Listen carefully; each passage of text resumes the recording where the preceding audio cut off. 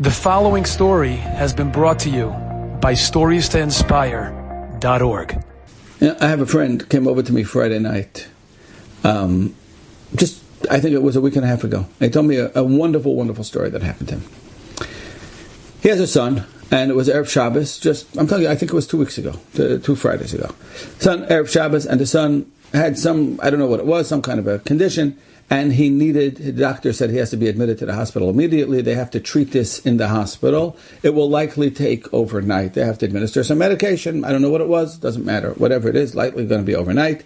There were 2 hospitals that they can do this. This friend of mine lives in Lakewood. 2 hospitals that would have made sense. Either he can take him to CHOP, Children's Hospital of Philadelphia, which is quite a drive away, or he could take him to Monmouth University Hospital, which is much closer, and right by deal. And therefore, if he has to be there over Shabbos, probably make more sense to be in Monmouth University Hospital, and that way his Shabbos could have some sort of a Tzuras Shabbos.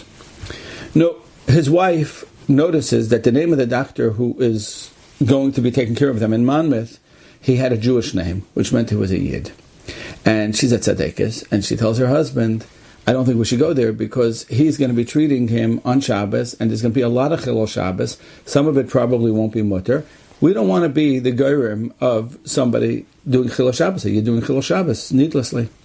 So he says, okay, you're really right. Fine, we're going to go to CHOP. Fine. The doctor in Monmouth said they're going to have to be there overnight. So he says, fine, okay, we're going to go to CHOP. And what are we going to do? We'll have to be there for Shabbos. And it won't be so geschmack. They get there. And when they're getting there, his wife turns to him and she says, you know what? I just thought about it. It doesn't make sense for you and me both to be here for Shabbos. He's a big boy. I'll be here with him. We'll have a nice Shabbos. You go home and you take care of the rest of the family. And he says, fine. Now, you have to know something about this friend of mine. He is traveling salesman, but he's on the road all the time. He drives and drives and drives to various places. That's part of how he earns his parnasa. So he is on these roads, and he knows these roads in his sleep. He knows them cold. He knows exactly where he's going. He doesn't need ways. I need ways to get from my house to my local shul. He doesn't need ways to go from here to Texas. So he's good. He drops his wife and son off at the hospital and starts heading back to Lakewood. Get there in time for Shabbos. Somehow he was fatracht, he was fanumen, and he missed his turn. And he finds himself circling around the hospital. And he's going around, and this way, he's going this way, he's going that way. And he's just not getting back on the road. And it's taken a while, and it's really very frustrating. What in the world is going on over here? He knows these roads. What's happening? Gets a phone call from his wife suddenly. And she says to him, where are you?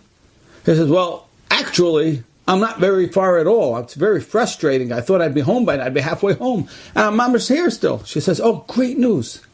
The doctor over here said that he can treat him right here, right now, and then we can take him home and we can continue the treatment at home. We don't have to be here for Shabbos. So if you're near the hospital, then quickly come around, pick us up, and then we'll make it back in time to Lakewood for Shabbos.